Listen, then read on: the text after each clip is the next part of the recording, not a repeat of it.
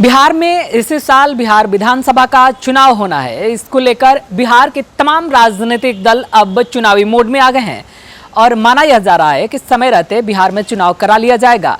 इसी के मद्देनजर बीजेपी की वर्चुअल रैली हुई, जिसको वर्चुअल रैली को संबोधित बीजेपी के राष्ट्रीय अध्यक्ष जेपी नड्डा कर रहे थे। उन्होंने तमाम अपने शीर्ष के नेताओं और कार्यकर्ताओं तक को निर्देशित कर दिया है कि बिहार में किसी भी तरीके को एनडीए गठबंधन पर सवाल नहीं खड़ा करना है, यानी किसी भी तरीके का बयानबाजियां नहीं करनी है, जिससे आगामी बिहार विधानसभा चुनाव में किसी को क्षति हो सके। साथ ही साथ हम आपको आज यह बताने वाले हैं कि आखिरकार आत्मनिर्भर भारत के साथ साथ आत्मनिर्भर बिहार बनाने के लिए क्या कुछ बिहार सरकार के द्वारा किया जा रहा है। देखिए, सबसे पहले हम आपको एक बीजेपी के शीर्ष और कद्दावर नेता बेगूसराय से सांसद गिरिराज सिंह का बयान सुनवाना चाहते हैं कि आखिरकार जब चुनाव पर पत्रकारों से बातचीत करते हुए उन्होंने क्या कुछ टिप्पणी किया है, यानी सीट का शेयरिंग फार्मूला जो है वो क्या होगा, और फिर किस प्रकार से बीजेपी से नसीहत मिली है, यानी बीजेपी के आला कमान से किस प्रकार की नसीहत मिली है, उनके बयानों से साफ झलकेगा। पहले आप सुनिए उनके इस खास बयान को।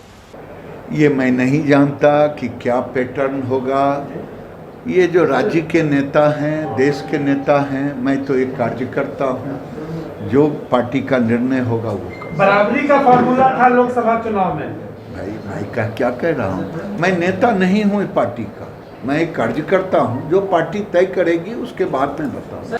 अब हम आपको सुनवाना चाहते हैं कि आखिरकार आत्मनिर्भर भारत के तरफ हम कैसे अग्रसर हैं और क्या कुछ प्रधानमंत्री मोदी के ऐलान के बाद हो रहा है, जिससे आपको भी यह अंदाजा लगे कि आत्मनिर्भर हम बन रहे हैं या नहीं, क्योंकि इसको लेकर तरह तरह के सवाल भी खड़े किए जा रहे हैं। अब पहले सुनिए गिरिराज सिंह के इस खास बयान को। कि भारत को आत्मनिर्भर भारत बना दिया, उस ओर अग्रसर हो गए।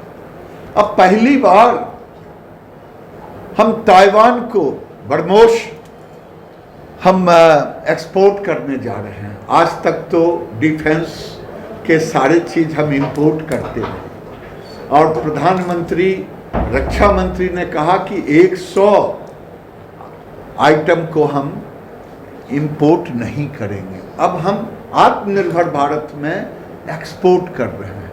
आत्मनिर्भर भारत में जिस भारत के पास कोरोना के आते ही पूरी दुनिया नरेंद्र मोदी को मैनेजमेंट गुरु के रूप में स्वीकारा, हमारे पास एक इंस्टीट्यूशन था टेस्टिंग का, आज 1500 से ज़्यादा हो गए। गांव गांव टेस्टिंग अब हो रहा है। लैब नहीं था, जो डेलिकेटेड अस्पताल नहीं थे, बेड नहीं था, आज 12-13 लाख बेड हो गए, 11 लाख से ऊपर टेस्टिंग हो रहा है। और सबसे बड़ी बात है, जो पीपीई किट या N95 या वेंटिलेटर हम इंपोर्ट करते थे, अब एक्सपोर्ट करने की ताकत में है। यही है आत्मनिर्भर भारत। अब आपको भी यकीन हो गया होगा कि आखिरकार भारत अब आत्मनिर्भर बन रहा है, क्योंकि अगर हम इस तरीके से अब एक्सपोर्ट पर आ गए हैं, नतीजा यह है कि अगर हम दूसरों तक अपने यहाँ बनाई चीज़ों को भेजेंगे तो आप समझ सकते हैं कि किसका सबसे ज़्यादा फायदा होगा। जो हम पहले इंपोर्ट करते थे वो अब एक्सपोर्ट करेंगे, तो क्या होगा। इसमें आपकी भी एक अहम भागीदारी है, जिसको अब आप यह तय करेंगे कि आपकी भागीदारी कितनी है और कितना आप इसमें योगदान देना चाहते हैं। तरह तरह के सवाल उठाए जा रहे हैं आत्मनिर्भर भारत या आत्मनिर्भर बिहार को लेकर के, तो हम आपको अपने इस चैनल में यही बताने वाले हैं कि आखिरकार बिहार में बिहार को आत्मनिर्भर बनाने के लिए सरकारें क्या कर रही है और देश कैसे आत्मनिर्भर बनेगा। आप इसके लिए हमारे चैनल को अभी तक अगर आपने सब्सक्राइब नहीं किया है तो जरूर कर लीजिए। बेल आइकन दबाना ना भूलें, ताकि हर एक खबर हम आप तक पहुंचा पाने में सक्षम हो सकें। और आप बने रहिए हमेशा के लिए हमारे आत्मनिर्भर बिहार पर। नमस्कार।